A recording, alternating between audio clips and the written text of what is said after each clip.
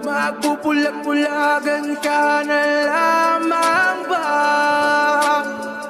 Magtutulog-tulugan, gumising ka.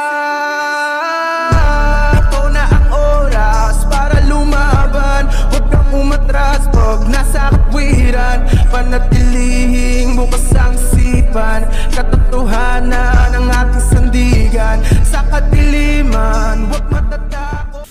Hello, magandang araw. Sponsors confession to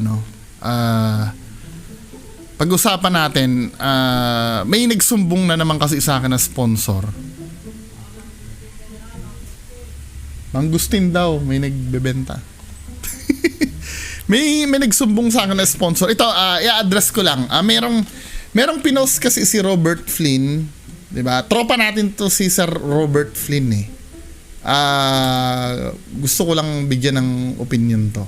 Tinag niya ako doon sa post tungkol doon sa mga sponsor. Bago tayo dito sa actually itong ko lang, hindi naman grabe itong ginawa. Ang subject po si Ghost Chang, no? Ghost Chang tate. Pero hindi naman grabe yung ginawa ni Ghost Chang. Anyway, gusto ko munang i-address itong ni Robert Flynn. May pinost si Robert Flynn eh. Yung tungkol doon sa mga sponsor daw. Saan ba yan? Ito, ang sabi ni Sir Robert Flynn, di ba? Magalit na kayo kung magalit, but kasalanan din ng mga sponsors. Totoo sabi ang mga patay gutom na mga to. Di nang hihingi, nagpaparinig lang. Kayong mga OFW na mga tanga at bobo, naniniwala sa kumakantang duwende, etc. Bullshit kayo. Bullshit. Kayo ang mismo nag-login, nagpadala gamit mga kamay nyo sa mga patay gutom na mga to. Walang nagsabi sa inyo, kayo nagpauto, mga tanga. Kaya wag kayong magsumbong at iyakin kay Bungo. Do something, ipa-NBA nyo, di ba? Puro sumbong, sampulan nyo, sumbong tapos maging uto-uto at tanga. Pinakita nyo lang kung gaano kayo katanga at bobo. Mga tanga at bobo OFW na padala na, di ba? #GH Sindikato. Tapos ito yung mga picture na pinakita ni Sir. However, itong opinion ni Sir Rob Flynn yan eh. 'Di ba? Hindi ko naman pwedeng kontrahin to kasi ito naman yung nakikita ni Sir Rob Flynn. Na to be honest, nung una ganito din talaga ako noon. Nung una. Kaya lang ito hindi, tama naman si Rob Flynn sa kanyang sariling pananaw. Opinion to eh. Hindi naman wala namang mali sa opinion. Kaya niya nasabi yan, may reasons siya. Kasi nga naman naiintindihan ko to kasi ito rin yung isip ko dati noon. Na kung hindi nga naman magbibigay ang mga OFW, hindi magpapatuloy itong mga to. Pero nung tumagal-tagal na ako sa sa alam ng mga ganitong pangyayari, sa akin kasi hindi nagiging effective to eh. Kung para sa akin lang naman to ito opinion ko. Nung ginagawa ko po to, halos wala akong progress sa pinaglalaban ko. Yung ultimo mga biktima, sisisihin ko na kayo kasi padala kayo ng padala, di ba? Lalong namimihasa, lalong ginaganahang mambudol kasi nagpapadala kayo. 'Di ba? Ganyan ang pananaw ko dati noon. Kaya lang wala ako nakikitang progress noon eh.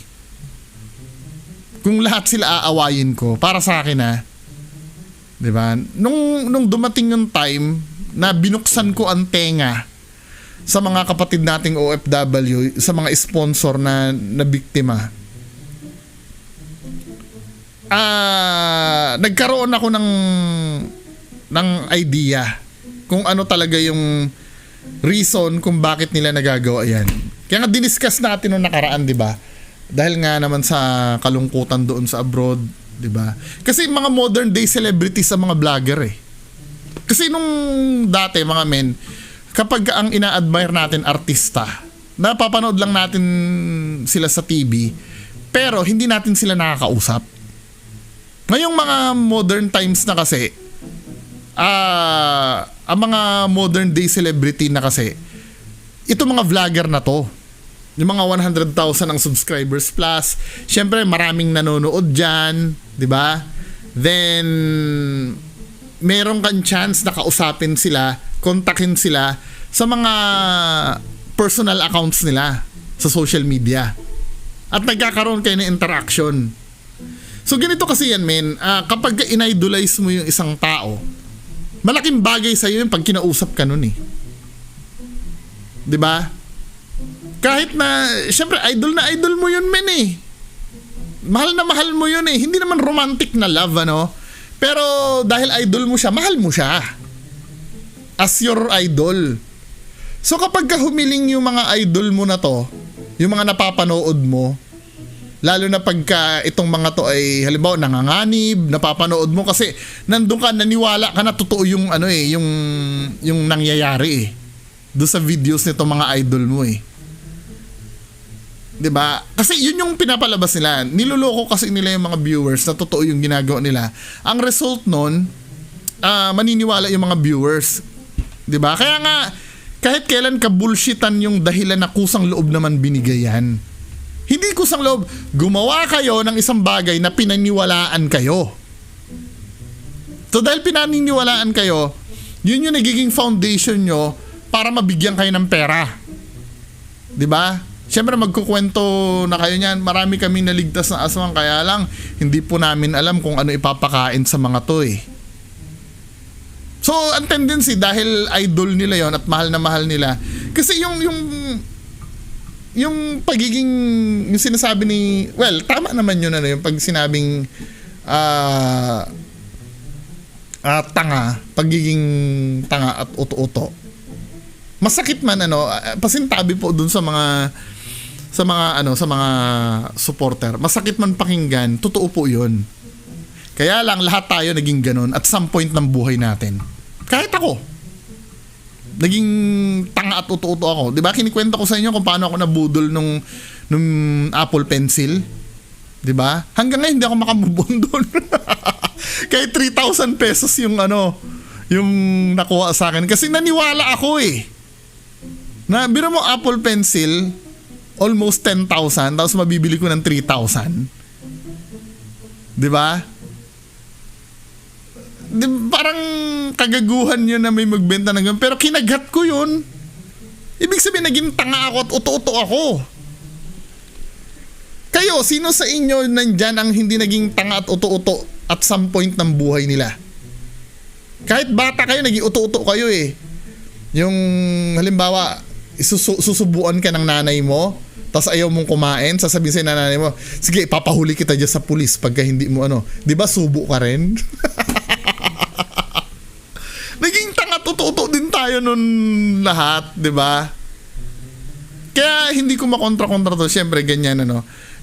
Para sa akin naman, ako naman, ang sarili ko namang opinion, nagkaroon na ako ng understanding na ganap kang tanga at uto-uto kapag ka nalaman mo nang niloloko ka, pinagpatuloy mo pa rin.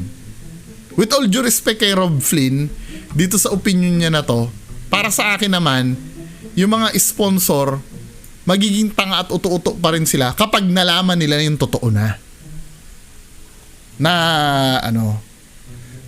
sila ay niloloko na. Pero at as long as na kayo ay wala pa kayo, clueless pa rin kayo, na kayo inuuto, paano nyo naging kasalanan yun? Naniwala lang naman kayo. 'Di ba? Nagiging kasalanan nyo na lang yun kapag marami na ang nagsasabi na fake yan, 'di ba? Or marami nang nagsasabi at inaaway mo pa yung nagsasabi sa'yo. Yun, para sa akin, tanga ka na talaga nun. Sinasabi na nga sa yung fake eh.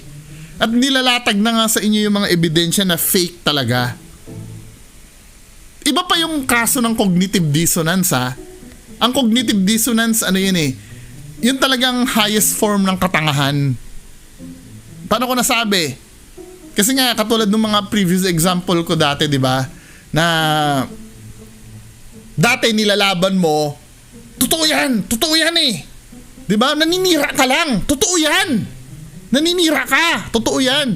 Eh binigyan ka na ng patunay na fake. Napatunayan ng fake, umamin na mismo yung Ghost Hunter na scripted. Biglang sasabihin mo, okay lang yon. At least naligayahan kami nung napanood. Wala na sa amin kung scripted yun. Di ba? Yun ang katangahan, highest form ng katangahan. Alam niyo kung bakit? Nung una nilalaban mo na totoo yan eh. Nung nagkabukingan na, biglang hihilutin mo yung prinsipyo mo. Biglang sasabihin mo na wala na sa amin yan kung scripted. Ang importante na ligayahan kami. Di ba? Biglang babawiin mo, ibig sabihin nilamon mo yung dating pinaglalaban mo para lang ma-stay ka, manatili ka dyan sa pinaniniwalaan mo na yan. Para lang magkaroon ka ng dahilan. Di ba? Na para ipagpatuloy mo ring ipaglaban yung mga mo, yung mga idol mo. Di ba? Kaya nga mas magiging matalino ka kung aaminin mo na nagkamali ka eh. Sa pagtitiwala eh. Wala, ganun talaga ang buhay. Minsan kasi humaharang yung pride natin na aminin yung yung mga bagay na nakakahiya kasi talaga. Kapag aminin mo na naloko ka, nakakahiya talaga. Pero kailangan i-admit mo. At ang the best way dyan para madali ka makaget over, tawanan natin. Yung nakaraan natin. Actually, nangyari na yun eh. Wala na tayong magagawa doon, men eh. Ako, yung 3,000 ko, wala na shoe na. Nakuha na scammer yung 3,000 ko. Doon sa pambili ko ng Apple Pencil ko. Diba? Wala na akong magagawa doon. Kaya ang ginagawa ko, kinukwento ko sa inyo yung katangahan ko, nagtatawanan na lang tayo. Diba? Kasi kung siseryosohin mo yan at uunahin natin yung pride, hindi ako naging tanga doon. Talagang mukhang lang naman yun eh. Alam mo yun, yung magdadahilan ka pa, doon din naman tayo patutungo. Diba? Kaya lang, syempre, kung may mga umamin na, halimbawa, umamin na, naging tanga ako eh, itry nating i-lift up sila. Wag nating, ako para sa akin lang wag naman nating lalong hamakin na nagsusumikap yung tao na na bumangon galing sa panloloko. Sila ma'am na sponsor, 'di ba? Sila sir na nag-sponsor. Naloko sila once, wag na natin durugin. Unang-una tanggap naman nila na na denggoy sila eh. 'Di ba? I think wala nang use 'yon para iduldul sa pagmumukha nila na oy, tanga-tanga ka, bobo ka, 'di ba? Tapos yung issue na bakit hindi nyo sampulan, bakit hindi nyo kasuhan? Isipin nyo mahirap magkaso. Sinasabi ko sa inyo mahirap magkaso. Lalo na pag OFW ka. Maliban na lang, sige, papayag yan na magkakaso, gastusin mo lahat. Sige, sponsoran nyo yung mga sponsor na magkakaso. Sige, tutulong din kami. May mga kilala rin ako abogado. Ilapit natin kay Attorney Aboy. Basta yung gastusin, salo nyo ha. Pati yung pamasahe pa uwi dito sa Pilipinas. Or kahit na yung paggawa na lang ng affidavit. Doon, gastusin nyo lahat ha. Kasi parang sa akin, ang dali lang magsabi ng sampulan nyo yan, sampulan nyo. Di ba magkano ba ang nabudol sa'yo? 20,000. Magkano lang ang 20,000 sa mga OFW? Lalo na yung mga maraming naibigay, magkano lang yan? Diba? Pauuwi mo ng Pilipinas yan, pahanapin mo ng abogado para sa halagang 20,000. O let's say 100,000 na nabudol. Yung 100,000 na yung isang buwan niya lang nakikitain yun. Pai-stressin mo pa yan, kahit pa may pera siyang pang paabogado at pang uwi sa Pilipinas, i-stressin mo pa yan na habulin itong mga Ghost Hunter. Tatawag-tawagan pa siya ng attorney pag may hearing, pag may di ba? Hindi mo pwedeng bayaran yung stress na maidudulot niyan eh. Tapos yung dinidemanda mo pa, pagbabantaan ka pa. 'Di ba? Maraming hindi ganun kadali. Okay lang sana kung once na dinimanda mo yan, hahatulan na yan on the spot. Hindi eh. Malayong matagal na panahon na matatapos yan, demandahan na yan. 'Di ba? Sa halagang 100,000 na kaya mong kitain sa isang buwan, maybe yung yung 100,000 sa iba, 'di ba? Malaking halaga 'yon sa iba, pero sa mga OFW na nakapagbigay ng 100,000, kaya nga sila nakapagbigay ng 100,000 eh. Ibig sabihin, kaya nilang i-produce 'yon, kaya nilang walain 'yon. Tapos maliban na lang kung talagang ito yung mga natutuloy magdemanda eh. Yung halimbawa may pinangako na investment, 'di ba? Binigyan mo ng pera na 400,000. Alam, binigyan mo ng 400,000 tapos ito i-invest natin sa negosyo. Tapos walang naibigay sa yung profit. 'Di ba? 'Yun ididemanda kasi nga ang business mo doon, yung kaya mo binigay 'yon ay para kumita ka. Hindi para i-donate. Pero yung kadalasan kasi, yung mga binigay sa'yo na para i-donate sa'yo, hindi na nag-expect ng kapalit yun eh. Ang ginangaw-ngaw na lang kasi ng mga sponsor doon, yung halimbawa nakapagbigay sila, tapos naloko sila, nagsumbong sila sa akin, ang ginangaw-ngaw na lang ng sponsor doon, yung feeling nila na naloko sila. Na kahit kailan hindi na maibabalik yun. Yung pera kikitain nila yan, isang buwan lang, lahat ng binigay nila sa Ghost Hunter na yon, naibalik na nila isang buwan lang, 'di ba? Baka nga mamay ibang mga sponsor nga nakapagbigay ng 100,000, nagkakasino pa yan pag umuwi ng Pilipinas eh. Baka milyones pa ang pinapatalo niyan eh. So ang ano lang doon kasi, ang issue nakikita ko dito, yung mga sponsor na yan, yung feeling na naloko lang sila, 'di ba? Masakit kasi yun, yung maloko ka, yung ginawa kang tanga.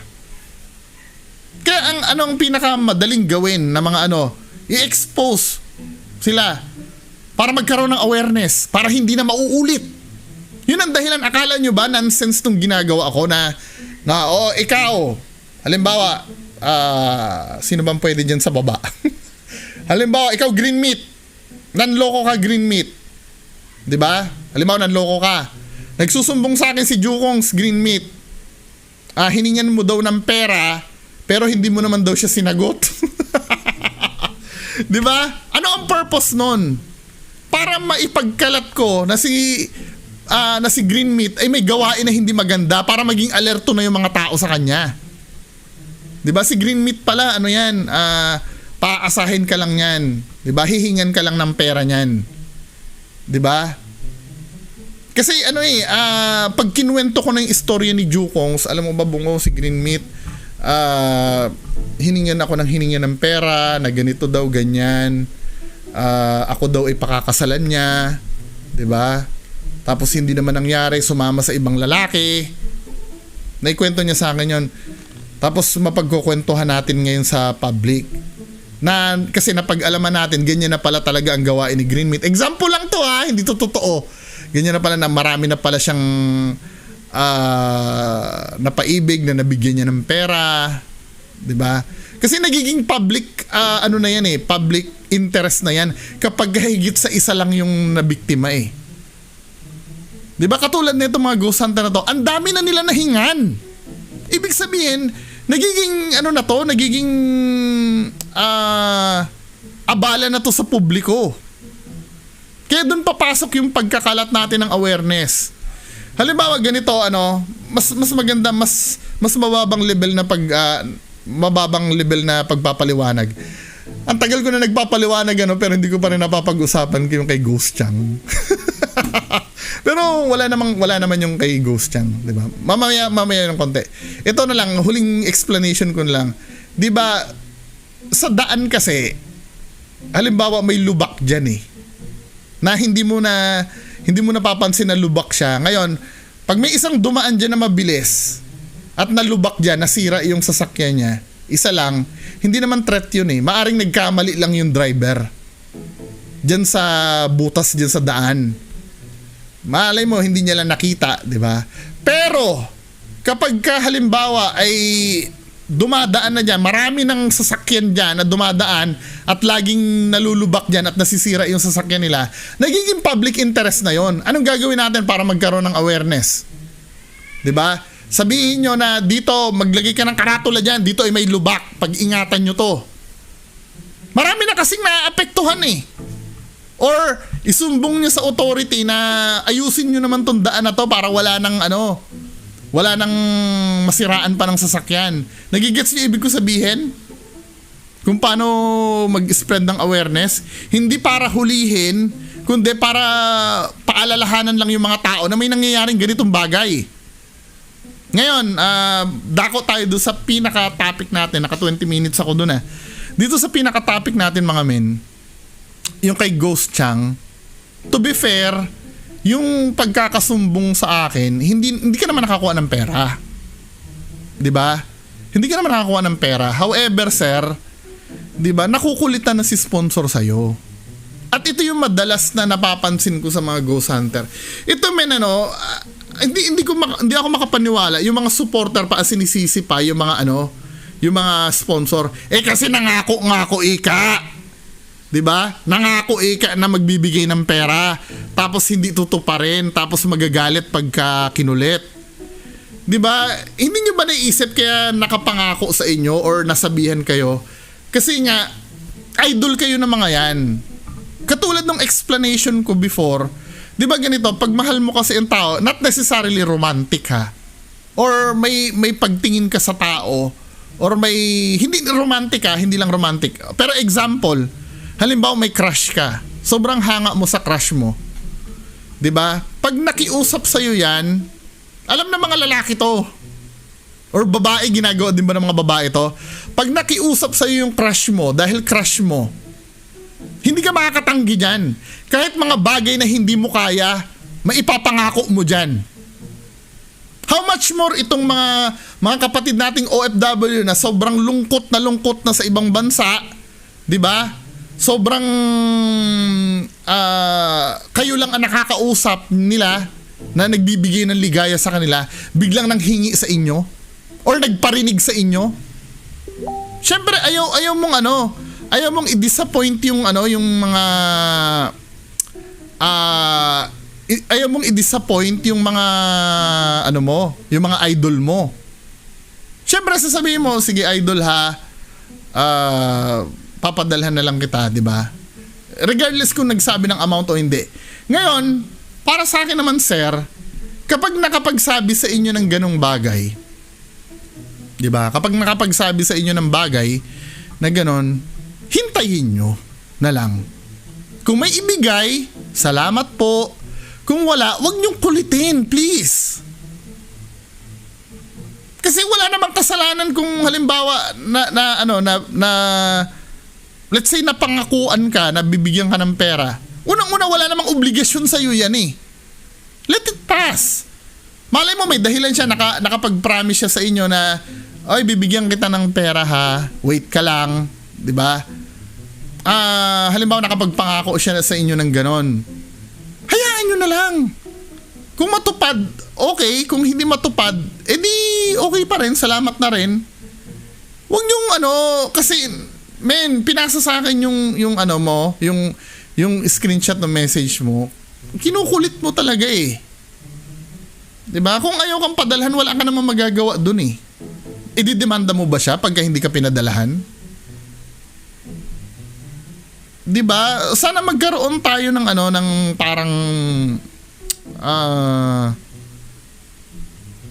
parang understanding. 'Di ba? Huwag niyong isipin na kayo lagi iniintindi. Fans niyo 'yan eh. 'Di ba? Kayo mga celebrity, kayo dapat umiintindi sa fans niyo. Kayo yung tinitingala eh. So kayo yung iintindi. Halimbawa nangako tapos hindi naman tinupad, wala tayong magagawa. Ididemanda mo siya dahil hindi tinupad yung pangako niya sa'yo? Unang-una, hindi ka naman niya obligasyon. 'Di ba? Hindi mo pa pwedeng intindihin, baka malay mo may lumitaw lang siyang gastusin. 'Di ba? Or may lumitaw lang siyang problema. Kaya hindi ka napadalhan. Huwag niyong kulitin. 'Di ba? Siguro kung kailangan nyo ng pera at gusto nyo lang i-remind, siguro yung ano, pero kahit na obvious na ano no, kahit mag-hello ka, obvious na pinapollow up mo siya dun sa ano mo, dun sa gusto mo. Yun na lang ano, para ano, wag nyong seryosohin. Ganito yung mga fans nyo na nagpe-pledge sa inyo, wag nyong seryosohin. Please lang, wag nyo nang seryosohin. Yung mga nagpe-pledge sa inyo. Di ba maaring nasasabi lang kasi nila yon, baka mamaya